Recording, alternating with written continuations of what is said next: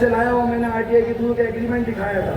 बड़े अफसोस के साथ मुझे बताना पड़ता है कि आपने जिसे वोट दिया, आपने जिसे यानी एक मौका दिया, वो हाउसिंग मिनिस्टर बनता है और उन्हीं मिनिस्ट्री के अंडर में आने वाली चीजों को वो अपने पार्टी के अध्यक्ष के हाथों भेज देता है। आप सोचो कि आज वहां पर बड़ी बड़ी बिल्डिंगों का प्रोजेक्ट लाने की कोशिश की जा रही है। आप जरा इमेजिन करिए, तस्वीर करिए, अगर 13.5 एकड़ का कॉलेज मेरे शहर में बन जाता, म्युनिसिपल कॉर्पोरेशन की तरफ से 13.5 एकड़ का कॉलेज मेरे शहर में बन जाता, मुझे यकीन जाने मुझे इतना फख्र महसूस होता। सिर्फ 13.5 एकड़ का कॉलेज बोले तो एक यूनिवर्सिटी, जहाँ अलग अलग यानी कहीं पे मेडिकल कॉलेज होते, उसमें सैकड़ों बिल्डिंग बनती, वहाँ इंजीनियरिंग कॉलेज होते, वहाँ अलग टेक्निकल फील्ड के कॉलेज होते, हमारी बहनों के लिए वहाँ पर अलग से गर्ल्स कॉलेज होते। आप सोचे वो आज बेच रहा है। अगर वो बन जाता तो सिर्फ और सिर्फ मेरे शहर के बच्चे नहीं, इस शहर के आसपास रहने वाले जितने भी हमारे सराउंड में गाँव है, सबके बच्चे फ्री तालीम हासिल कर सकते हैं। क्या आप नहीं चाहते वो कॉलेज आपको मिले? क्या आप नहीं चाहते कि वहां पर आपके बच्चे तालीम हासिल करें? एक बार मजलिस को मौका दीजिएगा। आपने इसका 15 साल का करप्शन देखा है, आपने हमारे 12 साल का संघर्ष देखा है। मेरी बहन सही कह रही थी, इस बार लड़ाई एनसीपी वर्सेस एनसीपी में नहीं है, इस बार लड़ाई करप्शन वर्सेस संघर्ष में है। और आप लोग सोच के फैसला कीजिएगा, आप लोगों को किसको चुनना है। क्या आप उसको चुनोगे जो आपके बच्चों का तालीमी इदारा बेच रहा है? क्या आप उसको चुनोगे जो टोरेंट जैसी कंपनी ला करके आपके घरों से जेवर बिकवा रहा है? क्या आप उसको चुनोगे जो आपके शहर में आई हुई लाइब्रेरी की जगह बेच रहा है? क्या आप उसको चुनोगे जो आपके शहर का हॉकर जोन बेच रहा है? मेरे भाई, तो सोच के फैसला कीजिएगा। अभी एक नया आया है हमारे शहर में, आपने देखा है ना, अभी 3 महीना पहले 4 महीना पहले एक नई एंट्री हुई है, हम लोगों ने उनका नाम रखा है, ये जो दोनों है ना, तारा और सितारा है। ये अलग नहीं है, ये तारा और सितारा है। 15 साल पहले जब इस शहर में कोई इसे नहीं जानता था ना, तब ये सितारा नहीं लेकर आया था ना कि तारा अच्छा आदमी है, इसको मौका दीजिए। आप समझ रहे हैं मैं तारा किसे कह रहा हूं? हमारे विधायक को। तो बताओ सितारा कौन हुआ? कौन हुआ? नजीमुल्ला नहीं, बोलो भाई, बीजेपी वाला, कमल के फूल वाला। सितारा कमल के फूल वाला होगा। मैं मेरी बातों को आगे लेके जाने से पहले आपसे कुछ सवाल पूछता हूं और ये सब सच में जवाब दीजिएगा। अगर मैं आपसे कहूं कि आप मुझे वोट दो, कल मैं मस्जिदों पे हमले करवाऊंगा, आप मुझे वोट दोगे? मैं अगर आपसे कहूं मुझे वोट दो, कल मैं बुजुर्गों पे हमले करवाऊंगा, तो क्या आप मुझे वोट दोगे? मैं आपसे कहूं कि कल आज मुझे वोट दो, कल मैं तुम्हारे घरों पे बुलडोजर चलाऊंगा, तो क्या आप मुझे वोट दोगे? तो किस मुंह से ये थाना से रावड़ी से आकर के कह रहा है कि मैं बीजेपी से आया हूं, मुझे वोट दो और मुझे ताकत दो ताकि मैं तुम्हारे घरों पे तुड़वा सकूं, मैं मस्जिदों पे हमला करवा सकूं? क्या हमारे शहर के लोग ऐसे लोगों को वोट देंगे? आप जानते हैं ना वो बीजेपी पार्टी से, क्या हमारे लोग उसको वोट देंगे? अरे मुझे बोलना नहीं चाहिए। मेरी एक बहन मुझे एसएमएस कर रही है, मुझसे कल से इल्तिजा कर रही है, थाने में रावड़ी में रहती है। अभी मेरी बहन ने जमीन शेख का यहाँ पर जिक्र किया ना, वो मुझसे इल्तिजा कर रही है कि मुझे अकबर साहब के पास एक बार खड़ा करा दीजिए, मुझे इंसाफ दिला दीजिए। बड़ा अफसोस होता है मुझे। मैंने 2 दिन पहले जब उसकी प्रेस कॉन्फ्रेंस देखी, जिस तरीके से वो बिलबिला रही थी कि इसने मेरे शौहर को मरवा दिया। आप सोचो कि हम ऐसे को वोट देंगे जो आकर के आपके नौजवानों को मरवा दे यहाँ पर? क्या हम ऐसे को वोट दोगे जिसके वजह से हमारे शहर के बिल्डर लोग सुसाइड करें? क्या हम किसी मर्डरर को वोट देंगे? तो किस मुंह से ये हमारे शहर में आके वोट मांग रहा, और किस मुंह से हमारे शहर के चंद लोग जो फिरका परस्त सोचों के आगे झुक गए, वो किस मुंह से आकर मांग रहे? याद रखिए, जितने नगर सेवक आज इसके साथ वोट मांग रहे ना, उनका चेहरा याद रखिएगा। वो इसके लिए वोट नहीं मांग रहे, वो बीजेपी के लिए वोट मांग रहे। और आने वाले 2 से 2.5 महीने बाद कॉर्पोरेशन के इलेक्शन है, जब ये वोट मांगने आएंगे ना, तो इनको अपने घरों से बाहर ला करके एक फूल दीजिएगा और बोलिएगा ये कमल का फूल जो तो हमारे घर में खिलाने आया था ना, ये वापस लेके जा। इनके चेहरे याद रखिएगा। ये सब बीजेपी के लिए काम कर रहे हैं, ये हमारे शहर का नहीं सोच रहे। अगर ये हमारे शहर का सोचते तो ये आपको बोलते कि इनको वोट मत दीजिए। जैसा मैंने शुरुआत में कहा कि तारा और सितारा अलग नहीं है। इनको जब पता चला, एमपी इलेक्शन गुजरा ना अभी यहाँ से, एमपी इलेक्शन में मेरे शहर ने कितना वोट किया आप जानते हो? 1,20,000। 1,20,000 वोट पड़े मुंगरा शहर से। मैं मुंगरा कलवा नहीं बोल रहा हूँ, मैं सिर्फ मुंगरा बोल रहा हूँ। मुंगरा से 1,20,000 वोट पड़े। उसमें से जो यहाँ का मौजूदा एमपी था, जिसके 2 टर्म्स गुजर चुके थे, पावरफुल एमपी था, मौजूदा सीएम का लड़का था, लेकिन मेरे शहर में मेरे भाइयों ने नकार दिया। सिर्फ उसे यहाँ से 13,000 वोट मिले और 1,60,000 वोट इसलिए उसके खिलाफ पड़े क्योंकि वो बीजेपी के साथ था। ये मेरे शहर की ताकत है, ये मेरी शहर की एकता है। अरे मेरे भाई, आपने 1,03,000 उसमें से एक ऐसे शख्स को दिया जिसको आप जानते भी नहीं हो। आपको पता है, आप बता सकते हो कि 1,03,000 वोट हमने किसको दिया? कोई जानता है उसका नाम? सिर्फ हमने इसके लिए दिया कि हम एक होकर के वोट करना चाहते थे। हम बीजेपी फिरका परस्त ताकतों को यहाँ पर नहीं लाना चाहते थे। तो आज आपके पास उससे बड़ा मौका है। शायद उस वक्त एमपी के इलेक्शन में मेरा शहर डिसाइड नहीं कर सकता था कि हम क्या कर जिता सकते हैं, नहीं जिता सकते, लेकिन आज आप जिता सकते हो। देखिए, कोई मीडिया वाला ये सच आपको नहीं बता रहा है जो मैं बताने जा रहा हूँ। मैं बस ये आपको कैलकुलेशन बता करके मैं यहाँ से अलविदा लूंगा, क्योंकि मुझे पता है कि आप अकबरुद्दीन ओवैसी साहब के इंतजार में है। मैं आपका ज्यादा वक्त नहीं लूंगा। सिर्फ इतना समझिए, इस बार मौका है मेरे शहर के पास। मुंगरा और कलवा, ये दोनों शहर मिलाकर के एक कॉन्स्टिट्यूएंसी है। इस शहर में 4,80,000 वोट है आज। इन 4,80,000 वोट में से 2,10,000 वोट कलवा के हैं, 2,10,000 वोट कलवा के हैं और 2,70,000 वोट आपके हैं, मेरे शहर के हैं। आप अगर 50% वोटिंग को भी पकड़ोगे ना, तो भी वहां पर 52% पकड़ते 1,10,000 वोट होंगे कलवा में। यहाँ पे हम अगर 52 पकड़ते हैं तो 1,40,000 वोट होंगे। आप बताएं, 1,10,000 ज्यादा है या 1,40,000? क्या ज्यादा है, मुंगरा ज्यादा है या कलवा? आप सोचो, वहाँ 1,10,000 में कोई आपको नहीं बता रहा है। ये दोनों जो इतनी हवा बना रहे पैसे के बल पे, अरे मैं इनको बोलना चाहूंगा, पैसे दे करके रैलियां निकालना, अपनी सभाओं में पैसे पे लोगों को बिठाना, उनके लिए सभाओं में काना रख करके उनको बिठाए रखना और ये दिखाना कि ये हमारे लोग हैं, इससे वोट नहीं मिलते। वोट मोहब्बत से आई हुई पब्लिक से मिलते। और आज अगर तुझे देखना है तो यहाँ आकर के देख कैसे बिना पैसे के मोहब्बत में पब्लिक आती है। और मुझे उम्मीद है इंशाअल्लाह ताला वो पब्लिक यहाँ जो यहाँ जमा है, इंशाअल्लाह ताला वो इस बार इसी एकता के साथ वोट करेगी। 2020 तारीख 20 नवंबर को 9 नंबर के बटन पे पतंग के निशान पे वोट करेगी। 23 को मेरा शहर होड़ी वाला, एक तरफ बिबियाना वाला। 23 तारीख को दोनों को थाना छोड़कर आऊंगा। अब इस शहर में हिस्सेदारी वाला नहीं चलेगा, इस शहर में हकदार वाला चलेगा। हकदार।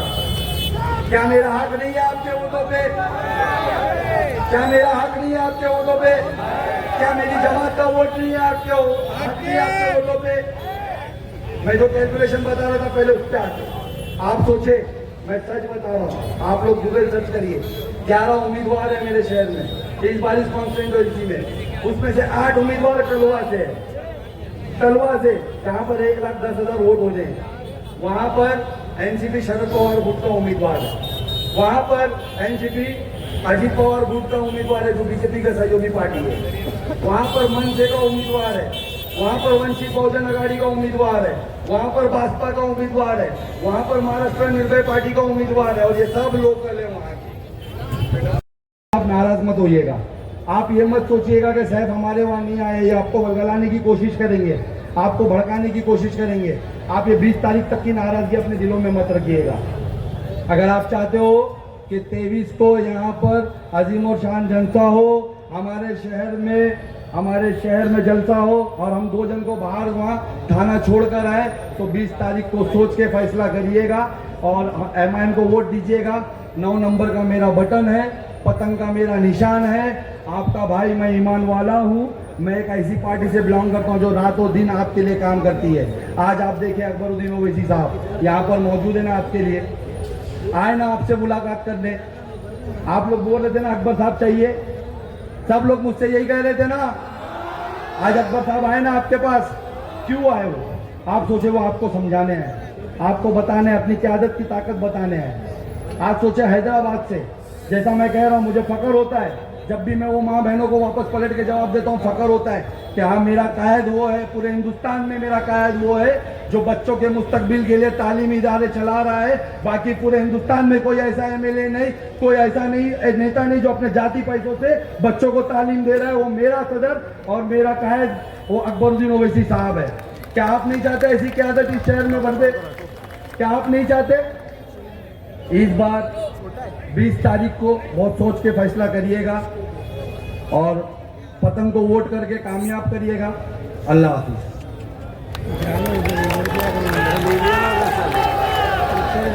वंचित को देगा, कोई बीएसपी के कैंडिडेट को देगा लोकल को, कोई वो महाराष्ट्र निर्भय पार्टी के कैंडिडेट को देगा, कोई यानी वो आजाद उम्मीदवार जो उधर से उनको देगा।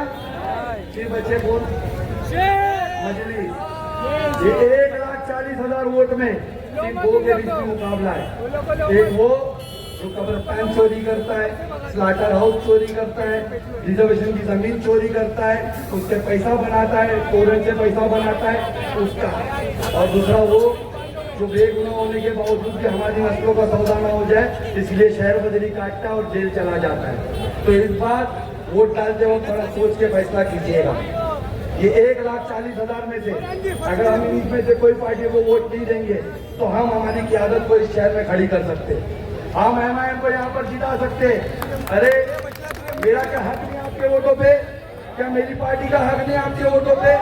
आज जब भी ऐवानों में कोई ऐसा बिल आता है पास करवाने के लिए तो सबकी नजर मेरे सदर पे होती है, बैरिस्टर असदुद्दीन ओवैसी साहब पे होती है कि वो इसके खिलाफ आवाज उठाएंगे। होती है ना, सब लोग टीवी चालू करके बैठते के असद साहब क्या बोल रहे देखेंगे ना। जब सीए का मामला है तो असद साहब, जब एनआरसी का मामला है तो असद साहब, जब ट्रिपल तलाक बिल का मामला है तो असद साहब, जब यहाँ आपके शहर में कब्रिस्तान का मामला है तो सैफ पठान, जब आपके शहर में तारीख इलाकों का मामला है तो सैफ पठान, तो जब वोट की बात आए तो असद साहब, अकबर साहब, इम्तियाज भाई और सैफ पठान भाई नहीं मेरे भाई। सोचो आपको इस बार 20 तारीख के दिन इतिहास रचने का मौका है। आपको इस बार 20 तारीख के दिन अपनी क़यादत खड़ी करने का मौका है। आज शहर देश के जो हालात बने हुए ना, आप बताएं ये बेटा परस्त सोच रखने वाले लोग ये कितना नीचे गिर गए। उनके माँ बाप फीस नहीं भरता, उनके या तो वो एक बच्चे की फीस भर रहे हैं और एक बच्चे की फीस के पैसों से टोरेंट का बिल भर रहे हैं। तो क्या ये सही हो रहा है मेरे शहर के साथ? सोचिए। आज मुझे कंप्लेंट आती है कि सैफ भाई अगर आप लोग इख्तियार में आए, हमने अकबरुद्दीन ओवैसी साहब का काम देखा है, हमने देखा है किस तरीके से आज हैदराबाद में बच्चों को तालीम दी जा रही है, किस तरीके से आज आलिशान स्कूलें बनाई जा रही है और वहाँ पर बच्चों को फ्री तालीम दी जा रही है। सैफ भाई अगर आप इख्तियार में आए तो प्लीज़ और प्लीज़ हमारे यानी शहर के अंदर म्यूनसिपल कॉरपोरेशन के स्कूल बनाइएगा। सैफ भाई जगह जगह पे स्कूल बनाइएगा। मैं यकीन जानो, मैं ये स्टेज पे खड़े होकर के मेरे लिए चुनावी जुमले नहीं टोरेंट हटाना, ये मेरे लिए चुनावी जुमले नहीं स्कूल बनाना, तालीमी इदारा बनाना और मुझे कुछ भी एक्स्ट्रा नहीं करना है। आज मेरे शहर के अंदर म्यूनसिपल कॉरपोरेशन की तरफ से, गवर्नमेंट की तरफ से इतने रिजर्वेशन पड़े हुए स्कूलों के, कॉलेजों के, मुझे बस इनके अलग में हाथ डाल करके इनके कब्जे से वो बाहर लाना है और वहाँ पे तालीमी इदारे बनाना है। आप यकीन जाने, एक मौका दीजिएगा मुझे सिर्फ एक 5 साल लेके देखिएगा।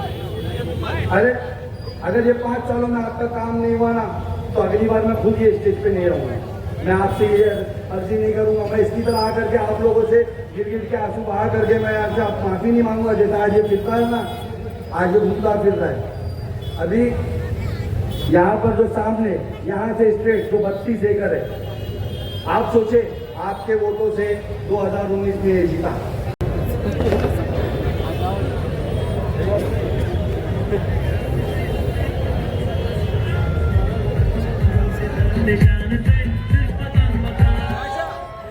दोस्तों और साथियों, बहुत मुख्तसर है, लिहाजा इन आशार के साथ कि शाखों से टूटकर भी बिखर जाएं वो पत्ते नहीं हम, शाखों से टूटकर बिखर जाएं वो पत्ते नहीं हम, आंधियों से कह दो औकात में रहें, शहर को लूटकर वो मुहज्जब बने रहे, बेकसूर होके हम हवालात में रहे।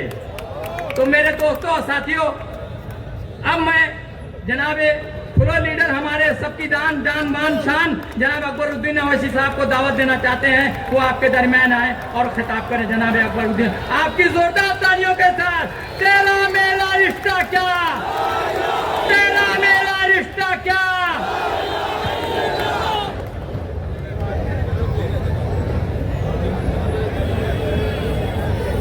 आइए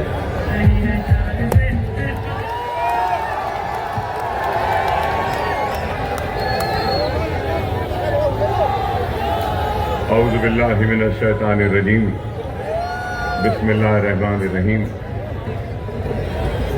सैनशीन पर तशरीफ फरमा, कायदीन मजलिस, सुनने वाले बुजुर्गों, नौजवान साथियों, पर्दनशीन, इज़्ज़त-ए-माब माँ और बहनों,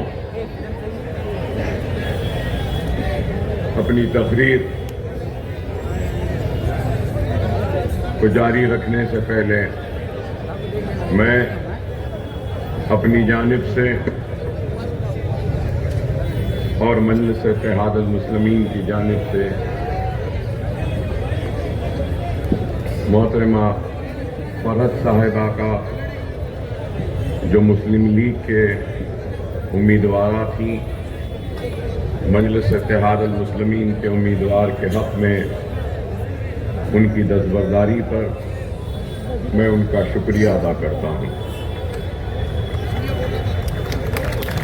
और दलित लीडर हमारे नरसिंह साहब का भी मैं शुक्रिया अदा करता हूँ और आपके ताउन के लिए आपका ममनून हूँ, आपका मशकूर हूँ। आम आदमी पार्टी को जो यहाँ आपके शहर में लाए, रौनक सलाहुद्दीन साहब का भी मैं और मेरी जमात मजलिस इत्तेहादुल मुस्लिमीन की जानिब से मजलिस इत्तेहादुल मुस्लिमीन में आपकी शमूलियत पर मैं आपको मुबारकबाद देता हूँ और आपका शुक्रिया अदा करता हूँ। और हमारे शिया आलिम दीन नजमुल हसन साहब का भी मैं शुक्रिया अदा करता हूँ कि आपने अपने दुआओं से, अपने ताउन के ज़रिए मजलिस इत्तेहादुल मुस्लिमीन के उम्मीदवार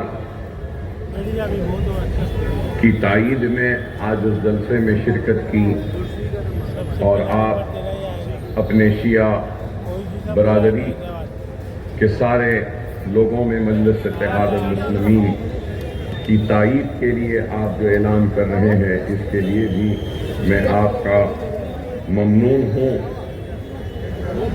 और मशकूर हूँ। जनाब रफ़त शेख साहब, सैयद पठान साहब घरों में बैठकर सुनने वाले बुजुर्गों, नौजवान साथियों और मेरी इज़्ज़त-ए-माब पर्दानशीन माँ और बहनों, इंतखाबात का वक्त है। इंतखाबी सरगर्मियां अपने उरूज पर हैं और 20 तारीख को महाराष्ट्र की आवाम पार्लियामेंट के हो, असेंबली के हो या म्यूनसिपालिटीज व बल्दियात के हो, और इस इंतखाबात में हिंदुस्तान की अवाम ने बढ़ चढ़ कर हिस्सा लिया और इंतखाब और जमहूरियत के इस सबसे बड़े जश्न को हर वक्त कामयाब किया। जवाहरलाल नेहरू से लेकर आज की तारीख तक भी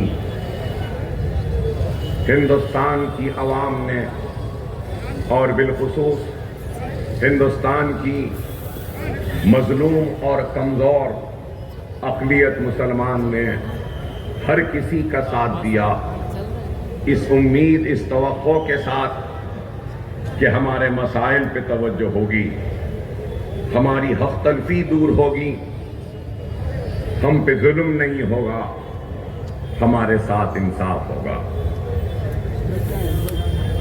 जवाहरलाल नेहरू का दौर खत्म हुआ तो लाल बहादुर शास्त्री का आया।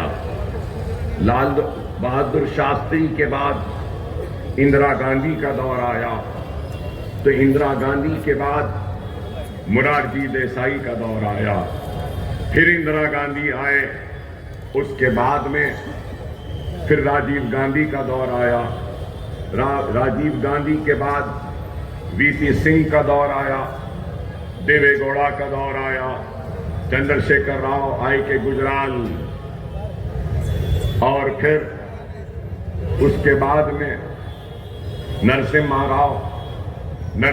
राव के बाद चंद दिन या फिर कई साल उसके बाद अटल बिहारी वाजपेयी, और वाजपेयी के बाद मनमोहन सिंह, और मनमोहन सिंह के बाद नरेंद्र मोदी। मैं बताना ये चाहता हूं, आपके सामने इस बात को रखने की कोशिश कर रहा हूं, समझाने की कोशिश कर रहा हूं कि मुसलमानों ने हर एक का साथ दिया।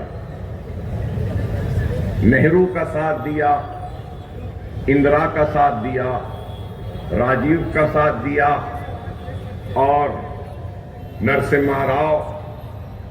फिर जब इंदिरा गांधी के दौर में इंदिरा और कांग्रेस से नाराज हुए तो हमने जनता पार्टी का भी साथ दिया।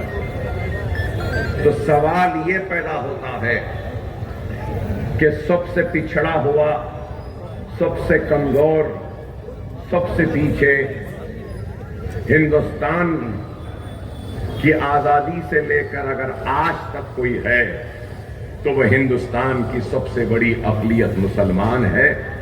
तो वो क्यों है? मैं जानता हूं कि यहां पे लोग जमा हुए हैं अकबर ओवैसी की जज्बाती तकरीर को सुनने के लिए। मैं जज्बाती बात नहीं बल्कि होशमंदी की बात करने आया हूं, और होशमंद लोगों के जहनों और दिमागों से सवाल करने आया। इंदिरा गांधी के दौर में, कांग्रेस के दौर में हमको तरक्की नहीं मिली, खुशहाली नहीं मिली, हमको कामयाबी नहीं मिली, हमको हमारा हक नहीं मिला। अगर कुछ मिले और मिला तो 50,000 फिसादात मिले। कभी मलियाबाद का फिसाद, तो कभी हाशमपुरे का फिसाद, कभी लखनऊ का फिसाद, तो कभी भिवंडी का फिसाद, कभी मुंबई का फिसाद, तो कभी हैदराबाद का फिसाद। बहरहाल 50,000 फिसादात के जरिए हमारी जानों को, हमारी आबादियों को और हमारे अमलाक को, हमारे कारोबार को तबाह व बर्बाद किया गया।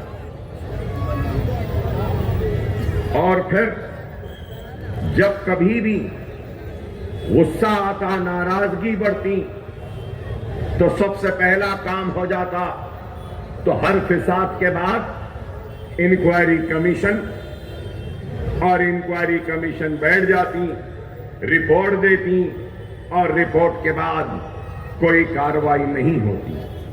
आज तक भी हजारों रिपोर्ट्स मौजूद हैं, लेकिन उन रिपोर्ट्स पे एक्शन टेकन रिपोर्ट क्या है वो आज तक भी सामने नहीं आई। मैं ये बात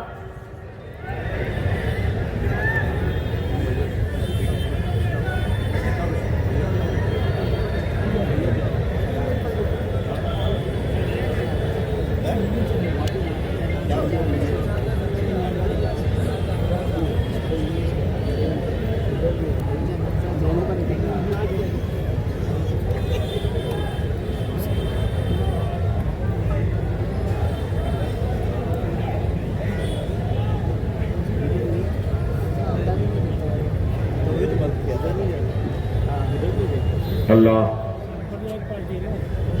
इस मरहूम को जन्नत में आला मुकाम अता फरमाए, अल्लाह इनकी मग़फ़िरत अता फरमाए, अल्लाह इनके अफराद ख़ानदान को सब्र जमील अता फरमाए। आवाम बहुत थी, गड़बड़ हलचल हो जाती, नहीं तो मैं भी आगे बढ़कर जनाजे को ज़रूर अपना खाना देता। तो मैं आपसे यही बात कह रहा था कि जब जब बरहमी, नाराजगी, गुस्सा बढ़ा तो इंक्वायरी की कमेटीज बना दी गई। मैं याद दिलाना चाहता हूं कि इंदिरा गांधी के दौर में भी एक कमीशन बनाया गया था जिसका नाम गोपाल सिंह कमीशन था। और वो कमीशन किस लिए बनाया गया था?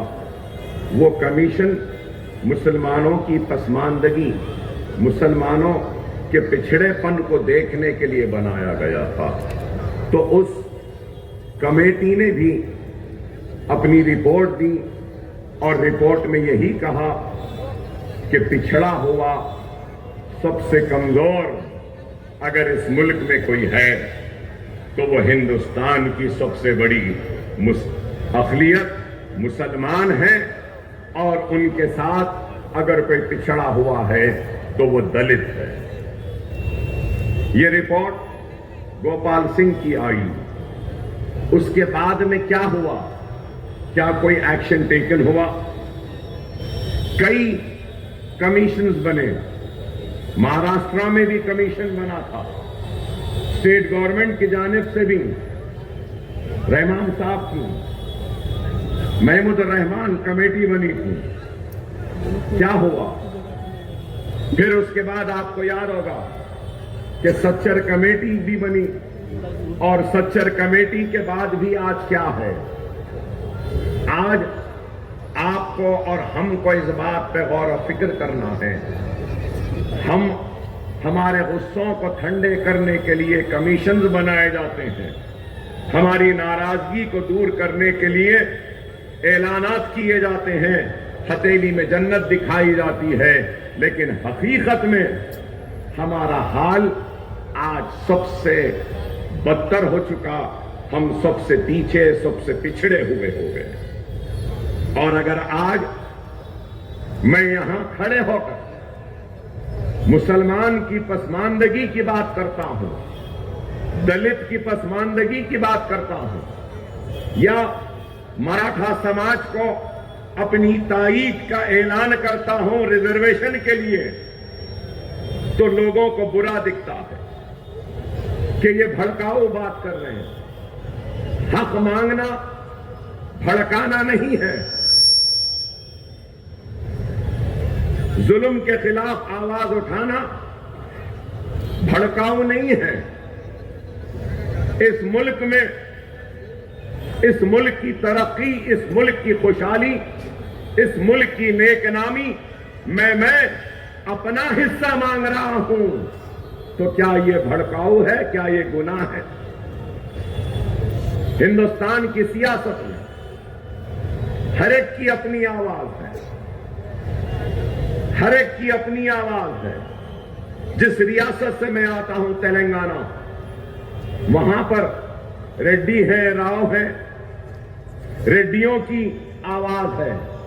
जो कांग्रेस रेड्डियों की जमात कहते हैं, आंध्रा में भी है, वहां पर भी रेड्डी हैं।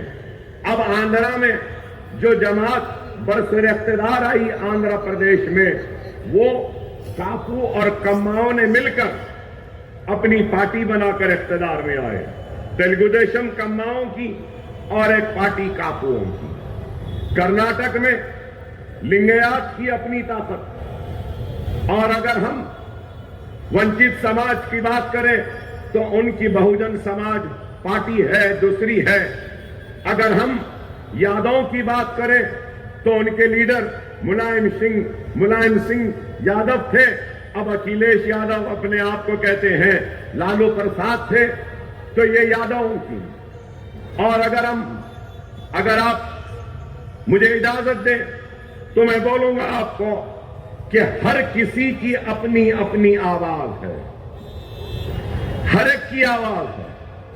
अब आज हिंदुत्व की बात करते हैं कोई, उनकी भी आवाज है। कोई गोडसे को हीरो मानता है तो उनकी भी आवाज है। कोई गांधी को हीरो मानता है तो उनकी भी आवाज है। कोई वीर सावरकर को अपना हीरो मानता है तो उनकी भी आवाज है। कोई गोलवालकर को अपना हीरो मानता है तो उनकी भी आवाज है। कोई श्यामा प्रसाद मुखर्जी को अपना हीरो मानता है, उनकी भी आवाज है। कोई कार्ल मार्क्स को मानता है, मार्क्सिस्ट, उनकी भी आवाज है। कोई सोशलिज्म को मानता है तो उनकी भी आवाज है।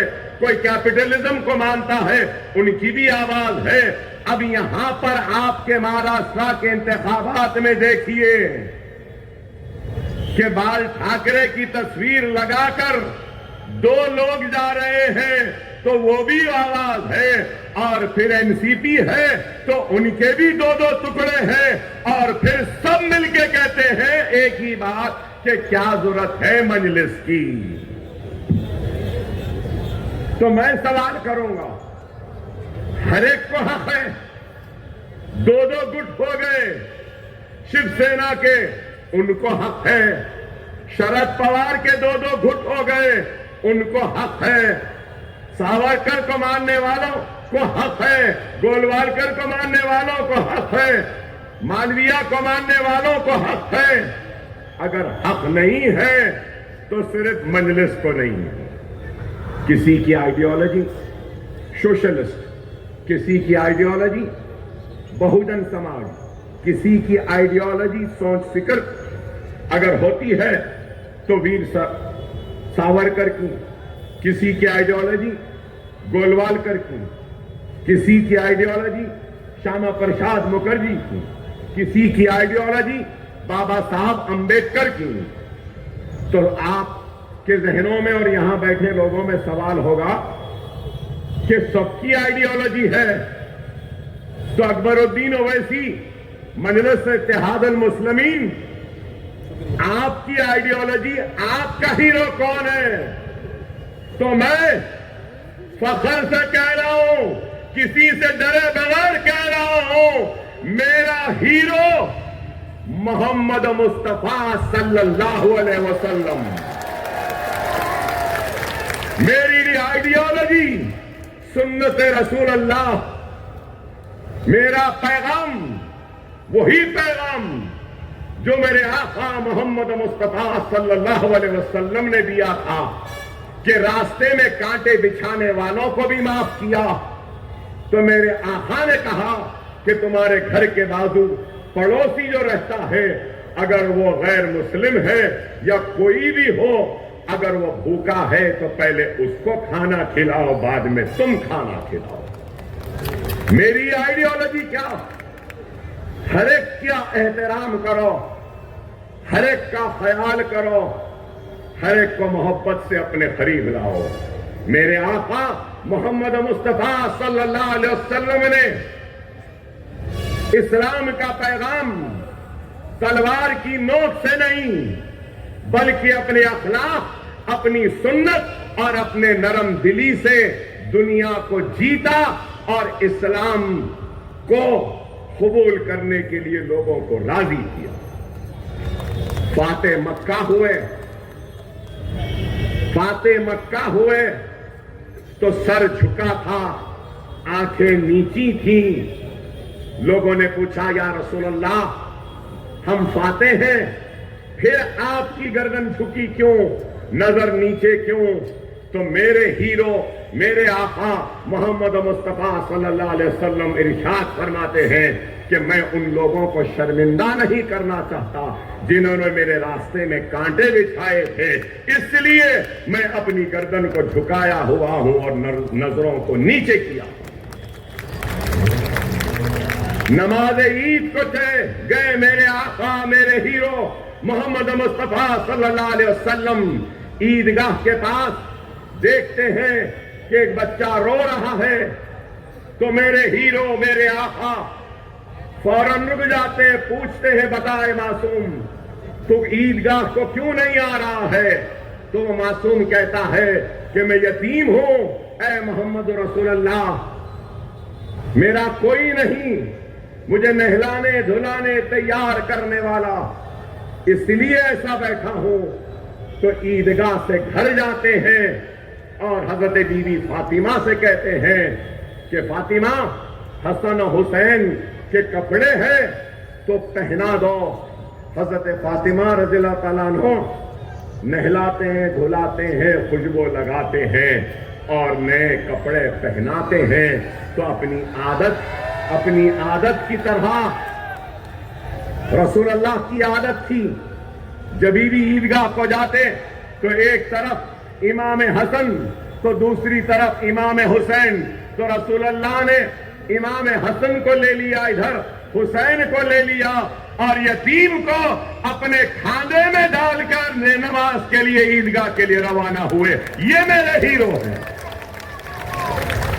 मेरी ये आइडियोलॉजी हर एक को आजादी। कोई राम भक्त है तो मैं मोहम्मद रसूल अल्लाह का चाहने वाला गुलाम हूं, मैं रसूल अल्लाह का आशिक हूं और मैं आया हूं उसी रसूल अल्लाह के आशिकों के दरमियान में और रसूल के इश्क का वास्ता देते हुए यही फरियाद अपील कर रहा हूं कि ये वक्त बटने का नहीं है, ये वक्त एक होने का है, मुनज़्ज़म होने का है, मुत्तहिद होने का है।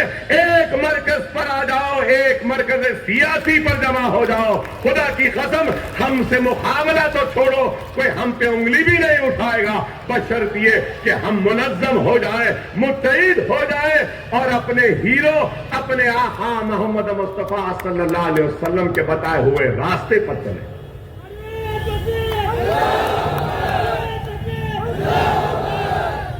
मेरा सवाल है,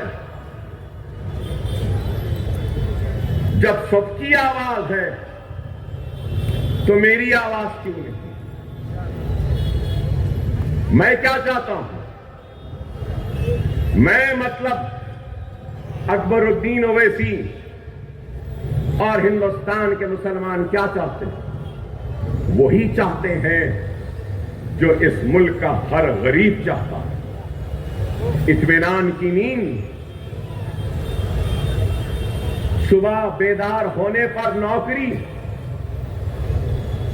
बच्चों को पढ़ाने के लिए स्कूल, बीमार मां बाप के इलाज के लिए दवाखाने, बच्चों को खेलने कूदने के लिए मैदाने, डिग्री कॉलेजेस, डिग्री के बाद नौकरियां, यही हम चाहते हैं। और क्या? हमारा मुतालबा कोई बड़ा नहीं है,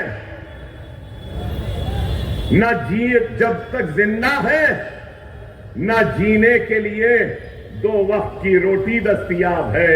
अफसोस, जब तक जिंदा है तो हर रोज की जंग है, कशमकश है। जब मरते हैं तो दफनाने के लिए खबरस्तान भी नहीं।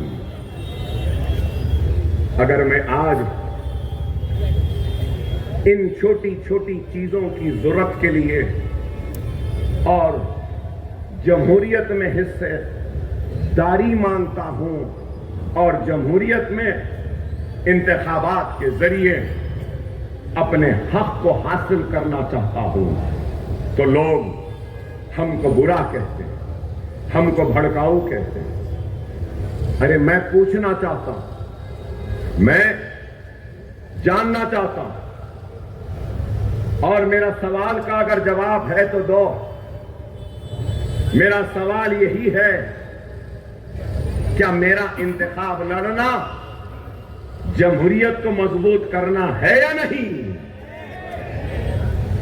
ये मेरा इंतखाब लड़ना खुद इस बात की दलील है कि मुझे जमहूरियत पर यकीन है और जमहूरी जिद्दोजहद पर यकीन है, और मैं इंतखाबात के जरिए अपने मसाइल को आवाम के सामने रखकर अगर कामयाब होता हूं तो इन मसाइल को ऐवान में ले जाकर वक्त के हुक्मरानों को न सिर्फ मुतवज्जे करवाऊंगा बल्कि बताऊंगा कि ये मेरे मसाइल है, इन मसाइल को हल करो। क्या ये गलत है? क्या ये भड़काऊ है? क्या ये नफरत है? अरे मैं आज कहता हूं, हिंदुस्तान पर हर किसी का हक है। हिंदुस्तान पर हिंदू का हक है, हिंदुस्तान पे मुसलमान का हक है, हिंदुस्तान पर सिख का हक है, हिंदुस्तान पे ईसाई का हक है, हिंदुस्तान पे पारसी का हक है, हिंदुस्तान पे दलित का हक है, हिंदुस्तान पे ओबीसी समाज का हक है। तो हिंदुस्तान पर अल्लाह, गॉड और भगवान को नहीं मानने वाले का भी हक है। और मैं इस मुल्क का किराएदार नहीं, मैं भी इस मुल्क का उतना ही बराबर का शहरी हूं जितना शहरियत के हुकूक नरेंद्र मोदी के हैं, इंदिरा गांधी के बाद में गांधी परिवार के हैं, या फिर पवार परिवार के हैं, या शिंदे परिवार के हैं, या किसी के भी हैं। जितना नरेंद्र मोदी का हक है उतना ही हक इस मुल्क पे अकबरुद्दीन ओवैसी का भी है। ये मुल्क ना नरेंद्र मोदी की जागीर है, ना अकबर ओवैसी की जागीर है, ना गांधी की जागीर है, ना पवार की जागीर है। ये मुल्क सबका बराबर का है। इस मुल्क के दस्तूर ने हक दिया है कि कोई राम को अपना हीरो माने, तो इस मुल्क के दस्तूर ने दूसरों को मोहम्मद मुस्तफा सल्लल्लाहु अलैहि वसल्लम को अपना हीरो भी मानने का हक व इख्तियार दिया। तो इस मुल्क के दस्तूर ने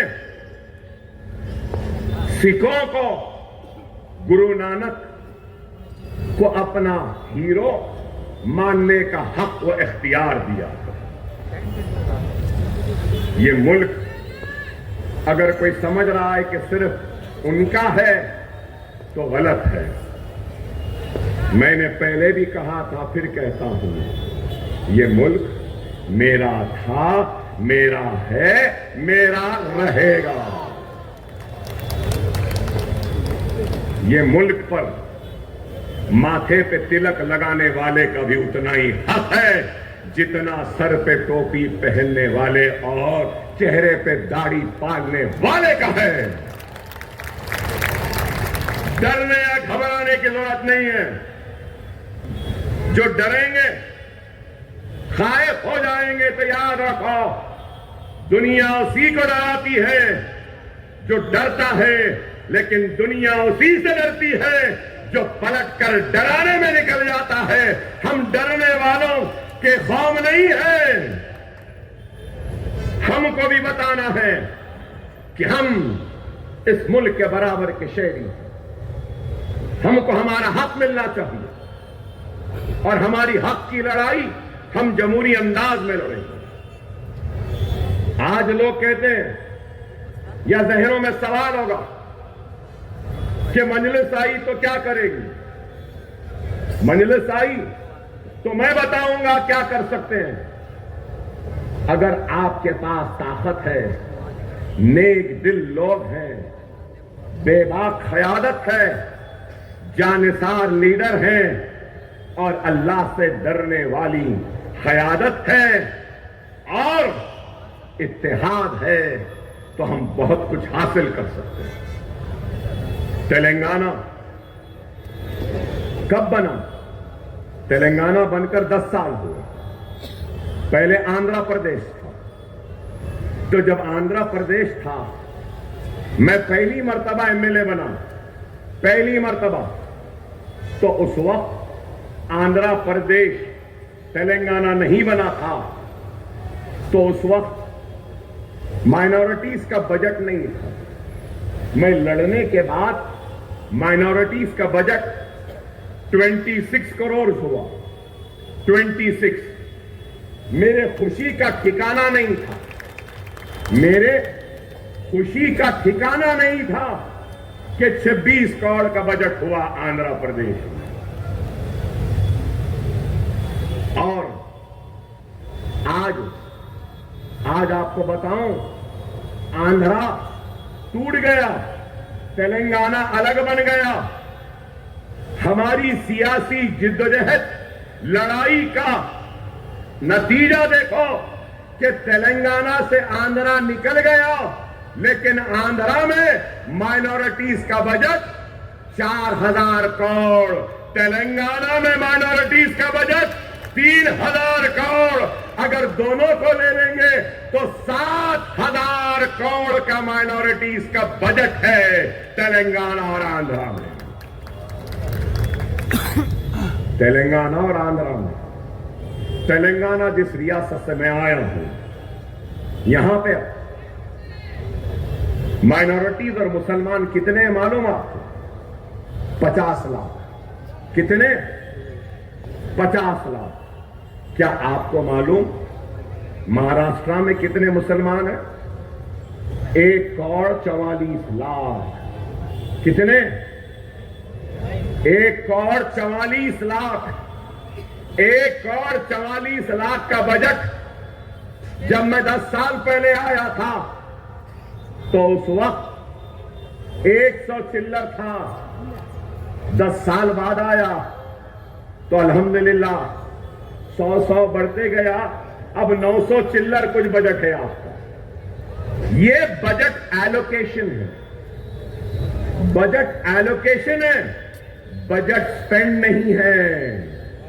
एलोकेट तो किया गया 928, लेकिन खर्चा और रिलीज सिर्फ 300 करोड़ हुआ है। अरे आप अंदाजा लगाओ, हम क्या करें पूछते ना। हमारे पास 3000 करोड़ का बजट है तेलंगाना में, और तेलंगाना असेंबली में मजलिस के 7 एमएलए है। महाराष्ट्र असेंबली में मजलिस के 2 और पूरे दूसरे मुसलमान कुछ 1100। तो मैं बताना ये चाह रहा हूं आपको, 7 ये काम कर सक रहे हैं, तो क्या ये काम महाराष्ट्र में नहीं होगा? जरंगे पाटिल मराठा लीडर, मैं उनका पूरा सपोर्ट करूंगा। जब मराठों के रिजर्वेशन के लिए वो आगे बढ़ रहे हैं, जभी भी जरूरत है या आप आवाज दो, अकबरुद्दीन ओवैसी मराठा रिजर्वेशन के लिए उनके खांधे से खांधा मिलाएगा, उनका ताउन करेगा। मगर एक बात बोलूंगा, हमारे तेलंगाना में 4% तहफुजात है मुसलमानों को। यहां क्यों नहीं? यहां क्यों नहीं है? अरे इस वजह से कि हमारा इत्तेहाद मजबूत है। हर कोई बोलते हैं, इल्जाम लगाते हैं, मजलिस वाले राजशेखर रेड्डी चीफ मिनिस्टर थे तो उनके करीब थे, चंद्रशेखर राव आ गए उनके करीब हो गए। अब कांग्रेस के रेवंत रेड्डी आ गए तो मजलिस अकबर साहब, असद साहब दोनों करीब, जो चीफ मिनिस्टर उसके पास रहते हैं।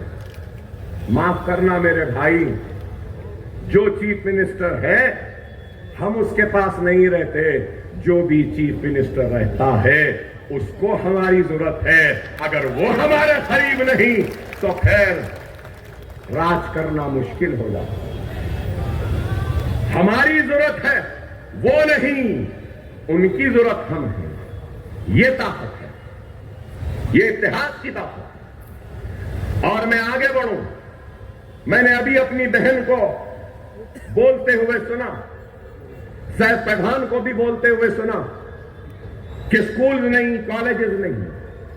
आपको बताना चाहता हूं कि हमारे पास रेजिडेंशियल स्कूल्स और कॉलेजेस करीब 300 हैं। 300। तो आप बोलेंगे कौन से हैं? Minority residential schools and colleges 300 हैं। मेरी बहन से बोलूंगा मैं, अगर कोई नीट में रैंक ला ले, महाराष्ट्र के वो आपका कॉमन एंट्रेंस टेस्ट इंजीनियरिंग में अगर रैंक ला ले, फार्मेसी में ला ले, आर्किटेक्चर में ला ले, लॉ में ला ले, एमबीए में ला ले, एमसीए में ला ले, नर्सिंग में ला ले, आर्किटेक्चर में ला ले, किसी में भी ला ले, सिर्फ रैंक ला ले और उसकी सारी की सारी फीस हमारी रियासती हुकूमत देती है, लोन की शक्ल में नहीं, डायरेक्ट रियम्बर्स करती है फीस को। कितने बच्चे 10 साल तेलंगाना बना, कितने बच्चे फीस रियम्बर्समेंट की स्कीम में आए मालूम आपको? 28 लाख बच्चे, 28 लाख। शादी मुबारक की स्कीम है, गरीब की बच्ची की शादी 1,01,000 रुपया हुकूमत देती है गरीब मुसलमान बच्ची की शादी पर। क्या आपके पास है? ये माइनॉरिटी मिनिस्टर थे ना, ये इख्तिलाफ अपनी जगह। अवाज साहब मुझसे मिलने ना था तो मैं सिखा देता था, बता देता था कि किस तरीके से मुसलमानों का काम होता है।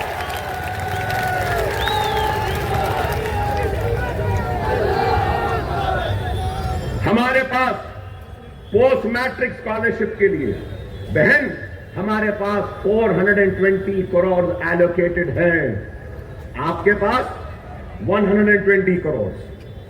वक्फ बोर्ड के लिए आपके पास 10 करोड़ है, हमारे पास 120 करोड़ है। आप बताओ, रेजिडेंशियल स्कूल्स और कॉलेजेस जो है ना, सालाना 1,000 करोड़ रुपया वहां पे खर्च होता है। रहना फ्री, खाना फ्री, पॉकेट मनी देते हैं, किताबें देते हैं, बच्चों को तैयार करते हैं। और रेजिडेंशियल स्कूल से 11 बच्चे नीट को क्रैक कर अब रेजिडेंशियल स्कूल के बच्चे एमबीबीएस की तालीम हासिल कर रहे हैं। ये काम आपके पास उर्दू एकेडमी है, अभी वेबसाइट खोली है, नाम तो उर्दू एकेडमी है लेकिन वेबसाइट उर्दू में नहीं है, मराठी में है। तो माइनॉरिटी मिनिस्टर फिर यही थे। अच्छा वो छोड़ो, जमात की ताकत क्या होती है मैं बताना चाहता हूं।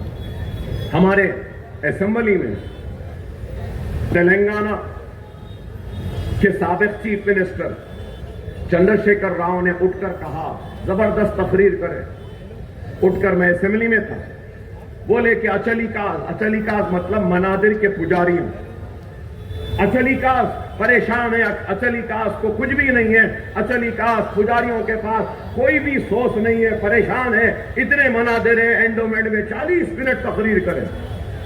मैं खामोश रहा, मुझे देखते रहे कि क्या अकबर उठेगा गड़बड़ करेगा। मैं गड़बड़ नहीं की, क्यों करूंगा गड़बड़, क्यों करूं? मैं गड़बड़ नहीं करा।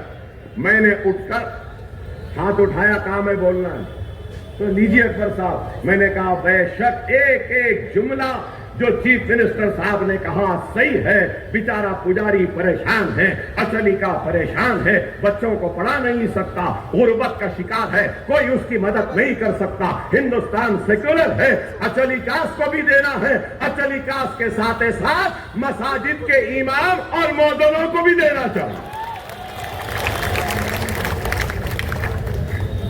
आगे घेरे में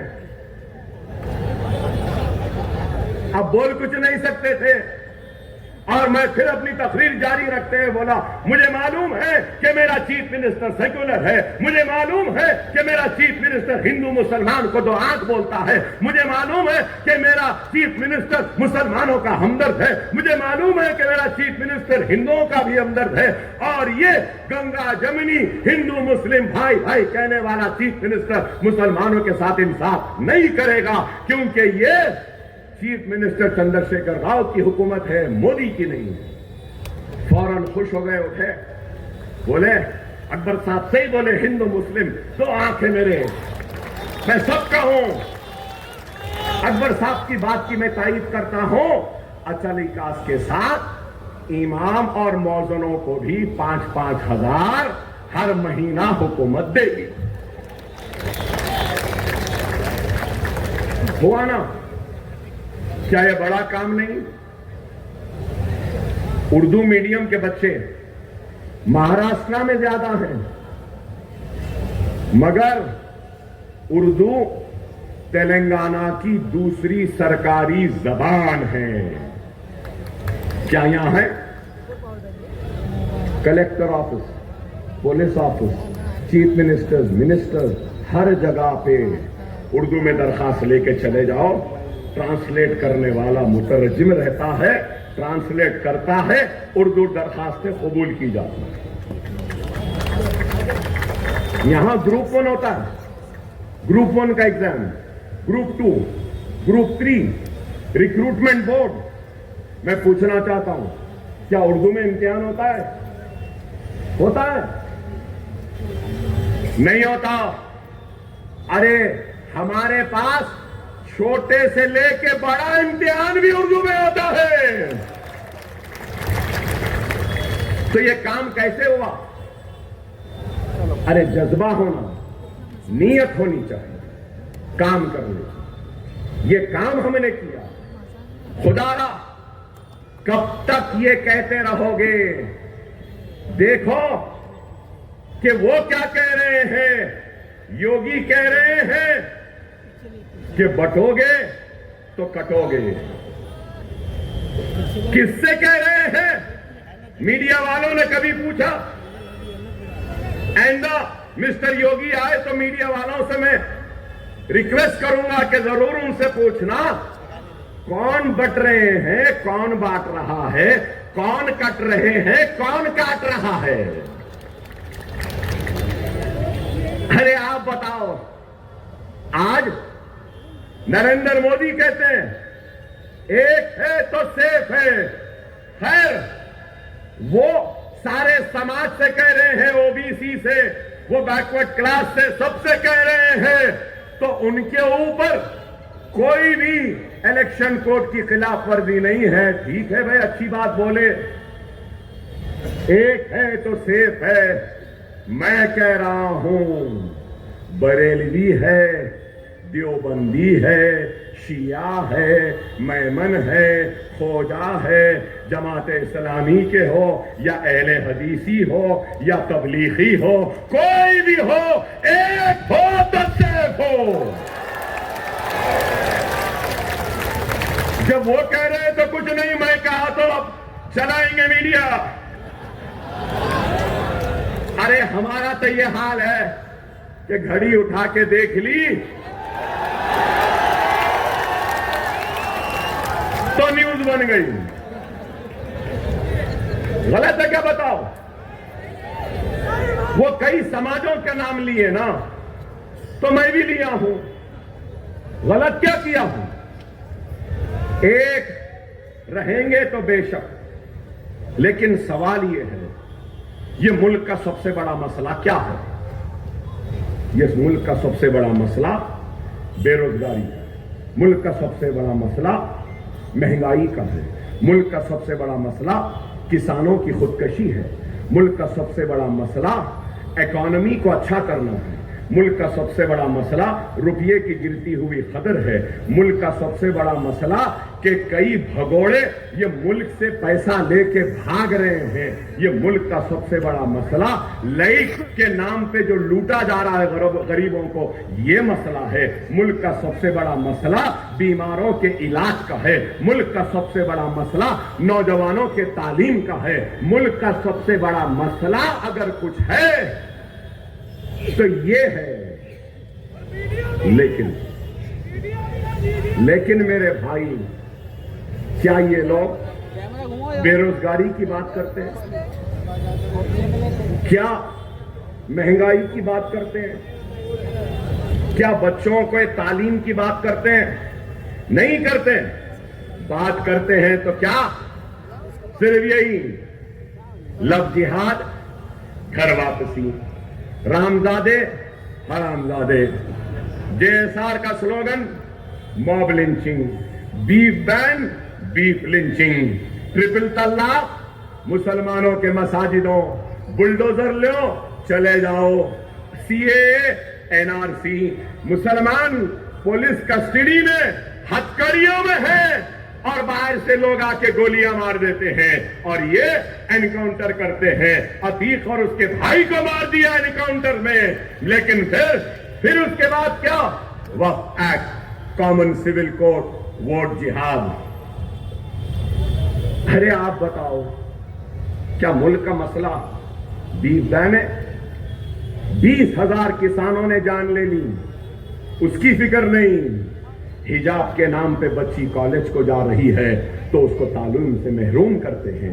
एक तरफ बेटी बचाओ बेटी पढ़ाओ बोलते हैं और मुसलमान बच्चियों को हिजाब के नाम पर तालीम हासिल करने से रोकते हैं। क्या ये नाइंसाफी नहीं? अगर मैं ये बात पूछता हूं तो खराब दिखता है। अरे आप बेरोजगारी की फिक्र करो, दूर करने की फिक्र करो, रोजगार देने की फिक्र करो। यही नरेंद्र मोदी ने कहा था मनमोहन सिंह को कि डॉलर बढ़ रहा है, आपकी उम्र से ज्यादा हो गया। अरे आज मैं बोल रहा हूं मोदी, ए मोदी, क्यों नहीं देखते? आज आपके उम्र से ज्यादा हो गया डॉलर, 84 रुपये 50 पैसे तक पहुंच गया। मिस्टर मोदी, डीजल महंगा हो गया। मिस्टर मोदी, पेट्रोल महंगा हो गया। मिस्टर मोदी, गैस महंगी हो गई। मिस्टर मोदी, दाल महंगी हो गई। मिस्टर मोदी, तेल महंगा हो गया। मिस्टर मोदी, बैगन महंगी हो गई। मिस्टर मोदी, प्याज महंगे हो गया है। और तुम्हारे को फिक्र है तो क्या? Beef ban, beef ban, beef ban, हिजाब ban, uniform civil code, uniform civil code.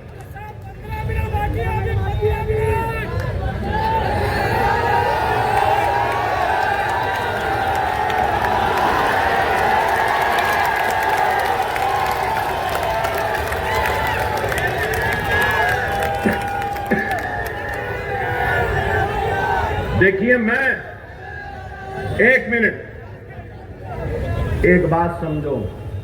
मैं बार बार कहता हूं, आज भी कहूंगा, जिसका काम वो जाने।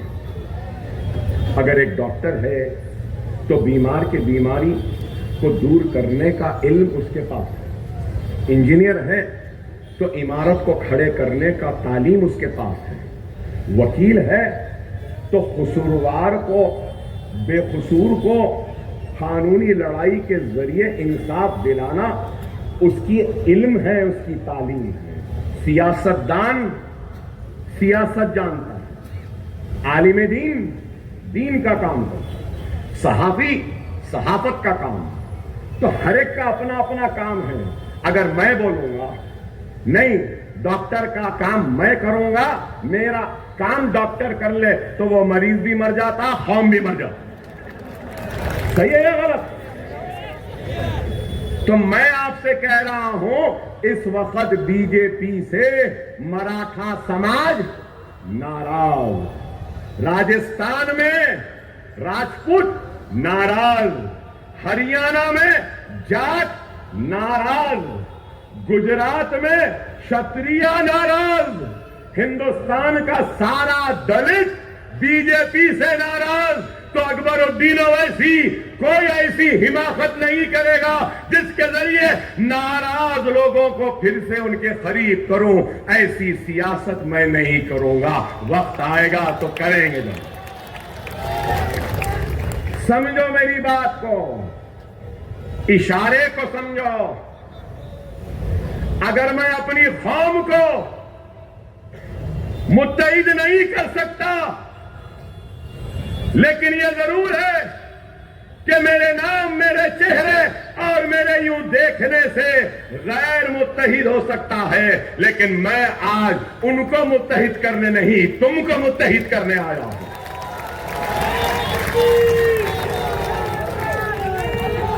क्या मेरी बात सही है या गलत?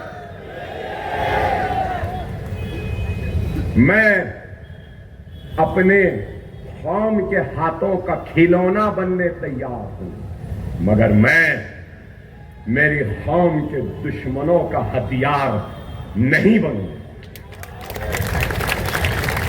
नहीं बनूंगा। खुदारा समझो मेरे इशारे को। एक वक्त होता है फसल बोने का, बीज के बोने का, एक वक्त फसल की तैयार होने का, और उसके बाद का वक्त फसल को काटने का। याद रखो, 10 साल पहले हम जो बीज बो के गए थे ना, वो बीज आज फसल बन के तैयार है। खुदारा इस तैयार फसल को काटो, अपने कौम के मुकद्दर को बदलने निकलो। जरूर होगा, क्यों नहीं होगा। अरे अगर आज हम यही सोचेंगे, अरे नहीं ऐसा नहीं, हम तकसीम होंगे तो वो जीत जाएगा, वो जीत जाएगा। हाँ सही है, तकसीम होंगे तो ये वो जीत जाएगा, एक हो जाएंगे तो सैफ पठान जीत जाएगा।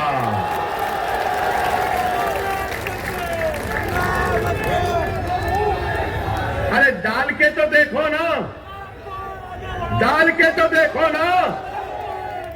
कल तक, उससे पहले परसों पवार के नाम पे अकेला था, शिवसेना से लड़ता था, अब शिवसेना साथ है। उस वक्त ये डर था कि शिवसेना वाले जीत जाएंगे, तो इस वास्ते इनको दिया। अब शिवसेना भी इनके साथ है, कांग्रेस भी इनके साथ है, तो फिर काहे का डर? हमको हमारे वोट मिल जाए तो बस है। क्या नहीं देंगे? अरे मैं यहां आया हूं तो किस लिए आया हूं? कुछ दौलत कमाने आया हूं, आपका घर लेने आया हूं, आपकी दौलत लेने आया हूं? नहीं मेरे भाई, मैं सिर्फ और सिर्फ इतिहास के जरिए आपकी ताकत को, आपके जज्बे को, आपके ईमानी हरारत को समेट कर मेरे कमजोर जिस्म को ताकत दूंगा और आपके मसाइल को अपने नुमाइंदों के जरिए हल करवाने के लिए आ रहा हूं।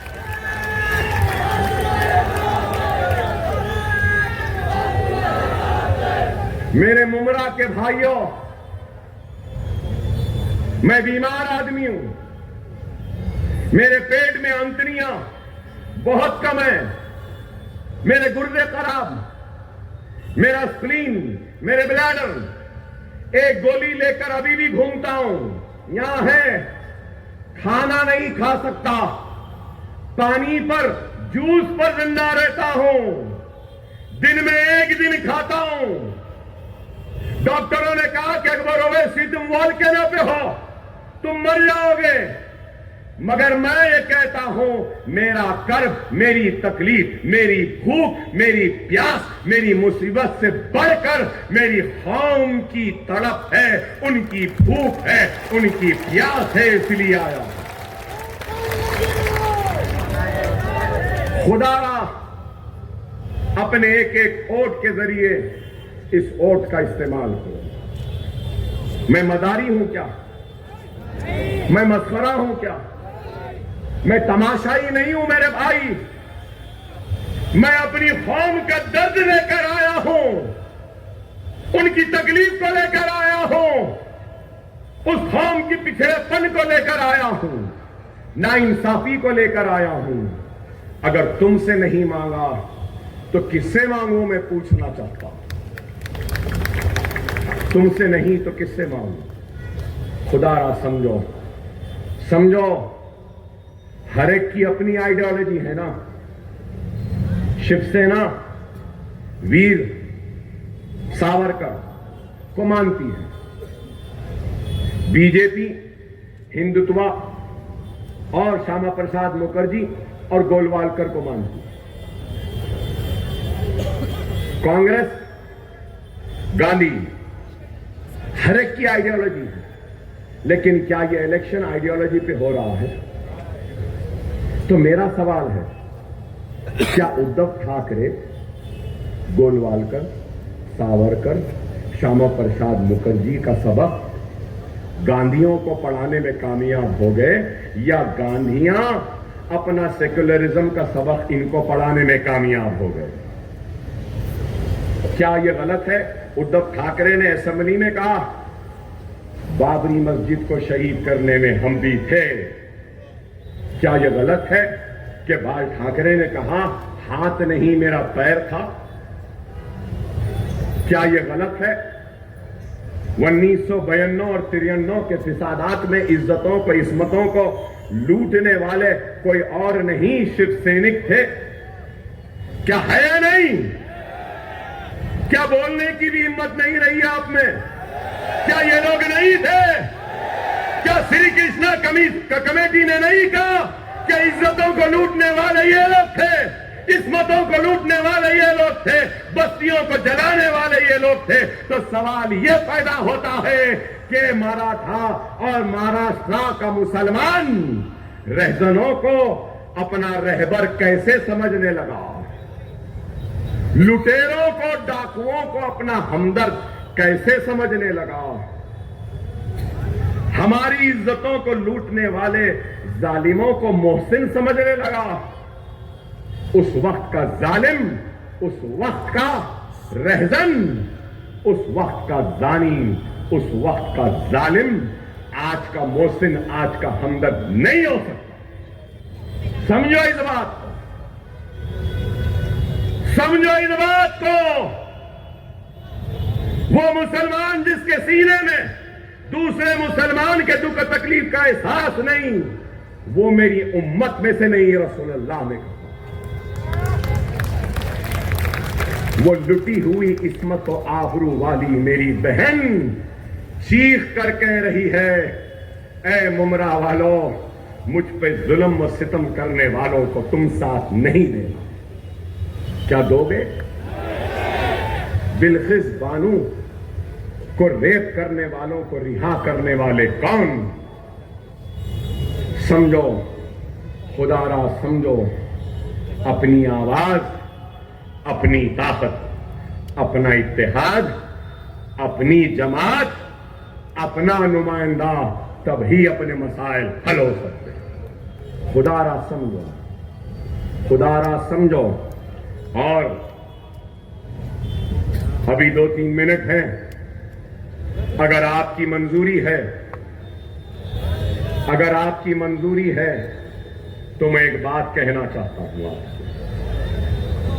मैं अकबरुद्दीन ओवैसी, मजलिस इत्तेहादुल मुस्लिमीन का रुकने असेंबली, इस मजमे में, इस जलसे में खड़े होकर इस आवाम की मंजूरी चाहता हूं और रियासत महाराष्ट्र वो हिंदुस्तान के वजीर आजम और हिंदुस्तान के सारे जिम्मेदारों से ये मुतालबा करता हूं, ये मांग रखता हूं और ये कहता हूं कि मोहम्मद रसूलुल्लाह सल्लल्लाहु अलैहि वसल्लम की शान में गुस्ताखी करने वाले उस गुस्ताख को पुलिस फौरन गिरफ्तार करे, जेल में डाले और उसको कानून के मुताबिक सजा दे।